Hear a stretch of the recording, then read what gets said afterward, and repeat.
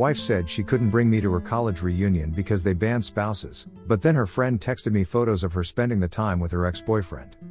6 weeks ago, my wife of 7 years, Lisa, mentioned she was planning to attend her 10-year college reunion in Colorado. She asked if I wanted to join her, explaining it would be a casual weekend where everyone was bringing their partners. I agreed since I'd never been to Colorado and thought it might be fun to meet the people she'd spent 4 years with. Lisa seemed excited about the trip and talked about hiking trails we could explore and restaurants we should try.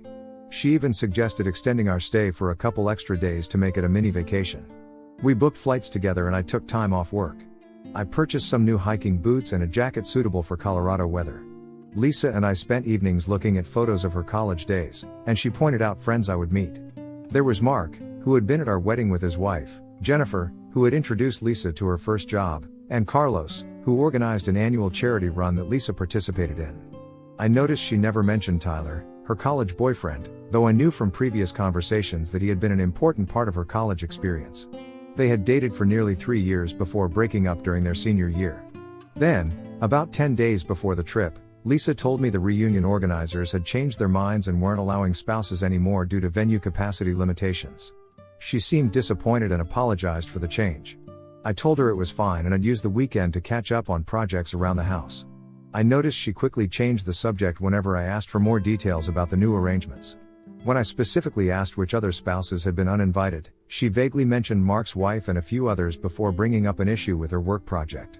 The night before her flight, Lisa packed while I watched TV in our bedroom. She seemed to take particular care with her outfit choices, bringing several more options than she typically would for a 4-day trip. She packed her nicest dresses, including one she had purchased recently but hadn't yet worn. When I commented on this, she mentioned wanting to look nice in photos since everyone would be comparing how they'd changed since graduation. She also packed more makeup than usual and spent extra time organizing her toiletries. The day after Lisa left for the reunion, I received a text message from Mark, one of her college classmates who I'd met at our wedding. His message stated that he thought I should know Lisa had been spending all her time with her college boyfriend, Tyler. Mark also mentioned he'd seen them go into Tyler's cabin together and stay there for over an hour while everyone else was at a group hike. According to Mark, Lisa had told everyone I couldn't come because I had an important work project. He included a photo of the reunion schedule, which listed no restrictions on bringing partners. I stared at the message for nearly an hour. Lisa and I hadn't been having any problems. We'd been talking about starting a family next year. We had just finished renovating our kitchen and were planning to tackle the bathrooms next month. We had even started looking at larger houses in neighborhoods with good schools. I'd never suspected her of being dishonest before. I called her that evening to check how things were going. During our conversation, Lisa described the reunion as great, mentioning a hike and barbecue. When I casually asked about the venue and whether the no spouses policy was worth it, she quickly confirmed it was due to limited rooms at the lodge. Then I asked if Tyler was there, trying to make it sound like an afterthought. After a noticeable pause, she claimed he couldn't make it and was living in Europe now. After hanging up, I checked our cell phone bill online. There were multiple calls between Lisa and a number I didn't recognize in the weeks leading up to the reunion. The calls had become more frequent as the reunion approached. The most recent call had been the day before she left, lasting 47 minutes. I copied the number and texted Mark, asking if he knew whose number it was. He confirmed it belonged to Tyler, adding that Tyler had moved back from London 6 months ago following his divorce. I packed a bag and drove to my sister's house. She's a family law attorney. I showed her Mark's text, the reunion schedule, and the phone records, then explained the situation. My sister cautioned against jumping to conclusions, suggesting I talk to Lisa when she returned since the calls could be innocent. When I pointed out Lisa had lied about Tyler not being there and told everyone I couldn't come because of work, my sister acknowledged the concern but reminded me that 7 years of marriage deserved more than 3 days of doubt. She advised waiting to see if there was a reasonable explanation before considering drastic measures. I slept on my sister's couch for the next 3 nights. Lisa didn't call me again after our conversation, which seemed strange for a 4-day trip. She texted a few generic updates and photos of group activities, but nothing personal. The photos always showed large groups, never just her or her with specific people. I checked social media and found several photos from the reunion posted by other attendees.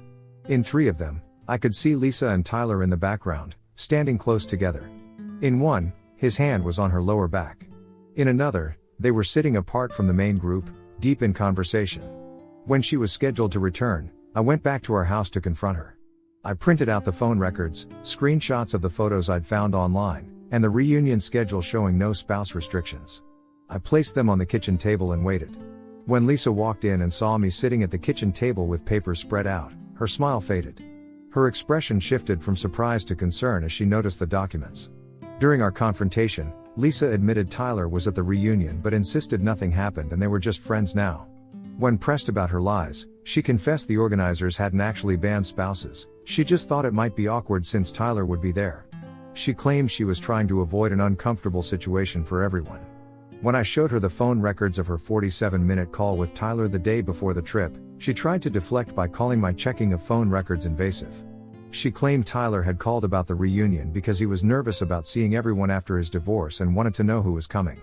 I pointed out that this was the 12th call between them in 3 weeks, not just a one-time conversation about attendees. I mentioned I'd already talked to my sister about divorce options. Lisa became visibly upset. She insisted nothing happened with Tyler. She claimed she was just being a friend to someone going through a rough time after his divorce. According to her explanation, they only went to his cabin to get something from his car, and Mark didn't see them come back out because he'd already left for the hike. She insisted she was just helping Tyler through his divorce and had even paid for most of his meals because he was between jobs. I showed her the social media photos with his hand on her back. She dismissed it as people being squeezed together for a group picture, though I could clearly see space around them in the photo. I told her I would be staying at my sister's that night because I needed time to think. Lisa followed me while I packed, her voice growing increasingly desperate as she insisted I was overreacting to nothing and that I was ready to throw away 7 years of marriage over harmless texts and photos.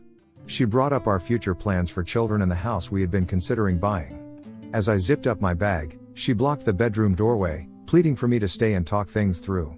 I simply waited until she moved aside, then left without responding to these accusations. Lisa called 27 times that night. She left 14 voicemails, each one more emotional than the last. I didn't listen to most of them. She texted constantly over the next few days, alternating between apologies, explanations, and accusations that I was being unreasonable. My sister agreed to pause any legal proceedings while I thought things through. I just don't know what to do anymore. 7 years of marriage and I never saw this coming. My head is spinning trying to make sense of it all. My friends are split, half saying I should at least hear her out completely, that marriages have survived worse. The other half say the lying alone shows who she really is. I can't eat. Did anyone else discover their spouse lying about something like this? I never thought I'd be in this position and honestly don't even recognize my life right now. Update 1. I thank everyone who commented on my original post. I read every single comment, even though I couldn't respond to all of them. The support from this community has been overwhelming during the worst weeks of my life. So many of you shared similar experiences that helped me feel less alone in all this. To those asking for an update, it's been 2 weeks since I found out about Lisa's lies. I've decided to go forward with the divorce. After talking with my sister and carefully considering everything, I realized I can't move past this breach of trust. I contacted Mark again to get more details. He agreed to meet me near his workplace. Mark showed me more photos from the reunion and pointed out how Lisa and Tyler sat together at every meal and activity. He showed me a group photo from the first night's dinner where assigned seating had been arranged alphabetically, but Lisa had switched her name card to sit next to Tyler instead of her assigned seat. Mark explained that he hadn't wanted to get involved, but when he saw them disappear during the hike, it seemed wrong.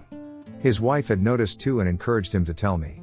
He confirmed that Lisa and Tyler spent most of the reunion together, often separating from the main group, sharing private jokes and sitting together at every meal. Another classmate had commented on how they seemed to have picked up right where they left off in college. Regarding the cabin incident, Mark provided a timeline that contradicted Lisa's story. The hike was scheduled for 90 minutes through a nearby national park trail. Lisa and Tyler disappeared about 15 minutes into the hike, claiming they forgot something at the cabins and would catch up. They weren't present when the group returned, and didn't show up for the post-hike lunch. They reappeared about 30 minutes after everyone had finished eating, making their absence much longer than the few minutes Lisa had claimed. Tyler had made a joke about getting lost on the trail that had made several people uncomfortable given how obvious their absence had been. When I asked why he decided to tell me, Mark explained that he and his wife had experienced infidelity in their relationship years earlier, and they'd worked through it, but only because the truth came out immediately. He believed secrets destroyed marriages faster than mistakes, and felt I deserved to know what was happening. I met with Lisa at a coffee shop to tell her my decision. She arrived 20 minutes early and had already ordered my usual drink. She brought a folder containing photos from the reunion, pointing out group pictures with many people including Tyler, trying to prove nothing inappropriate happened. But those photos only showed the organized activities, not the free time when Mark said they were alone together. She had also printed emails from the reunion organizer discussing logistics, but none mentioned any restrictions on spouses. She questioned why I would throw away 7 years of marriage based on what Mark said, claiming he had always been jealous of her friendships and even referencing his behavior at our wedding. I explained this wasn't just about Mark's account but about the lies she told to ensure I wouldn't be there while her ex was.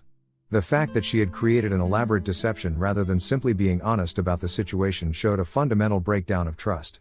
Lisa acknowledged making a mistake in how she handled the situation but continued to deny anything happened with Tyler. She suggested marriage counseling, even mentioning she had already scheduled a preliminary appointment for the following week. When I declined, she became visibly frustrated, flipping through her folder of evidence that nothing inappropriate had occurred. She urged me to talk to someone else from the reunion, suggesting 2 people I'd never met who could supposedly give a different version of events. The next day, I started looking for apartments. I found one near my workplace and signed a 6-month lease. I paid the security deposit and first month's rent from my personal account rather than our joint account. When I told Lisa I'd be moving out, she called her parents. They came over that evening and tried to intervene, with her father emphasizing that every marriage has rough patches and her mother crying and pleading for us to try counseling before making permanent decisions. Her father brought up his own past mistakes that her mother had forgiven, suggesting the situation was similar. I moved most of my personal items to the small apartment the following weekend. 2 friends helped me transport my belongings while Lisa was at her parents' house. I left a note detailing which furniture I had taken and which items I would return for later. Lisa began telling our friends her version of events, portraying Mark as a troublemaker and me as unreasonable. She claimed I had misinterpreted innocent interactions and overreacted without giving her a chance to explain. My sister filed the initial divorce paperwork, citing irreconcilable differences. Lisa texted that she still hoped I would change my mind before things progressed too far. When I didn't respond, she sent an email with links to marriage counselors in our area, stating she had researched their credentials and found one specializing in rebuilding trust. I didn't open the links. Does it ever get easier, Reddit? I am so lost right now. Update 2, it's been a month since my last update. The divorce is moving forward. Lisa initially contested it, claiming irreconcilable differences wasn't a valid reason given the circumstances. My sister explained this was just a delay tactic as our state recognizes no-fault divorce regardless of the objection. Lisa filed a lengthy response to the divorce petition, requesting marriage counseling be attempted before proceeding and claiming the marriage could be salvaged. Lisa has been alternating between apologetic messages and angry accusations. She showed up at my apartment twice, once with flowers and once with divorce papers covered in handwritten notes contesting various terms. During the second visit, she refused to leave until I spoke with her, resulting in an uncomfortable standoff in the hallway of my building. My neighbor eventually intervened, allowing me to go back inside. My building manager has been instructed not to let her in anymore. Lisa also contacted my sister directly, trying to convince her to stop representing me. She sent my sister emails claiming I was acting irrationally and didn't truly want the divorce. My sister forwarded these to me without comment. Lisa then tried reaching out to our mutual friends to have them convince me to reconsider. 2 friends contacted me expressing concern about how quickly the marriage was ending, clearly having heard only Lisa's version of events. Last week, I ran into one of Tyler's friend, Jamie, who was also acquainted with my wife at the grocery store. We'd met at our wedding, and he recognized me. During our conversation, I mentioned the situation with Lisa and Tyler at the reunion.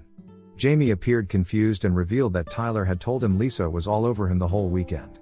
According to Jamie, Tyler said Lisa had claimed our marriage was having problems and was probably headed for divorce anyway. Jamie then disclosed that Tyler had admitted they hooked up the last night of the reunion. When I asked for clarification, Jamie confirmed that Tyler specifically said they had slept together. He apologized for being the one to tell me this information, but felt I should know the truth.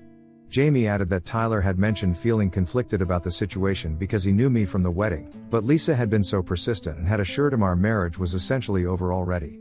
According to Jamie, Tyler had shown him text messages from Lisa sent during the reunion that were explicitly romantic in nature. I thanked Jamie for the information and abandoned my shopping. After returning to my car, I called my sister to relay what I'd learned. She advised me not to confront Lisa with this information yet, explaining it could be useful during divorce proceedings. She noted that if Lisa was contesting the divorce, evidence of adultery could change our approach and advised letting her handle that aspect. She suggested I forward any texts or emails from Lisa to her before responding, to ensure I didn't say anything that could complicate the proceedings. That evening, Lisa showed up at my apartment unannounced after a neighbor let her into the building. She brought dinner from my favorite restaurant and asked to talk. For nearly an hour, she repeated her previous explanations. She was just helping a friend, nothing happened, Mark misunderstood, she loved me and would never cheat. She mentioned starting therapy to understand why she had handled things so poorly and suggested couples counseling again. She brought up our plans for children and how we had always talked about growing old together. Throughout her monologue, I remained silent, thinking about what Jamie had told me that day. When she finished, I, being the stupid idiot I am, went against what my sister advised me to do and told her about my encounter with Jamie and Tyler's claim that they had hooked up at the reunion. She became visibly angry and insisted Jamie was lying and Tyler wouldn't say that. She suggested Tyler might have told Jamie to lie because he was upset that she had stopped talking to him a little while after the reunion when she realized their friendship wasn't worth risking her marriage. She questioned why I would believe a virtual stranger over her, accusing me of looking for reasons to end the marriage. When I asked if she admitted to continuing to talk with Tyler after the reunion, she became defensive.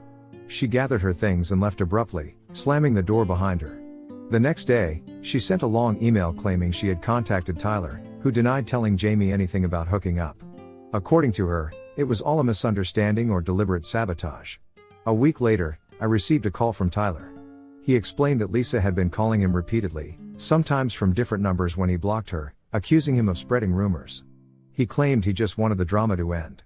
When I directly asked if he had told Jamie that he and Lisa slept together, Tyler admitted to exaggerating when talking to Jamie. He claimed that he and Lisa had spent a lot of time together at the reunion but had only kissed, not slept together. He said the kiss happened on the final night after they had both been drinking at the farewell dinner. Tyler added that Lisa had told him our marriage was having problems, claiming we hadn't been connecting lately and she was confused about what she wanted. He said she had initiated most of their interactions at the reunion, seeking him out during activities and suggesting they catch up privately.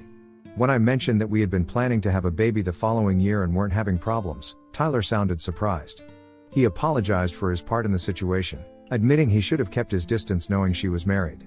After that call, I forwarded Tyler's contact information to my sister, who again advised me not to confront Lisa directly about these contradictions.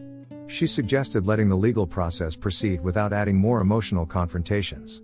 I didn't respond to Lisa's email defending herself. 2 days later, she unexpectedly accepted the divorce terms my lawyer had proposed, including our agreed division of assets. The speed of her acceptance after weeks of fighting the divorce made me question what had changed. My sister suggested Lisa might have realized Tyler had spoken to me and had decided to cut her losses rather than have more details emerge during contested proceedings. Update 3. A month has passed since my last update. The house has been listed for sale, and we've already received 2 offers above asking price. We've agreed to split the proceeds evenly after paying off the mortgage. Lisa came to the apartment again, this time with her mother. They brought boxes to collect some household items we'd agreed she could take. Her mother repeatedly tried to engage me in conversation about marriage difficulties and second chances while Lisa gathered her things. She shared a story about nearly splitting up with her husband shortly after Lisa was born due to his long work hours and her suspicions of an affair, which turned out to be unfounded. She emphasized how glad she was that they had worked through their problems rather than separating. I helped carry boxes to their car but avoided engaging in the conversation beyond basic politeness.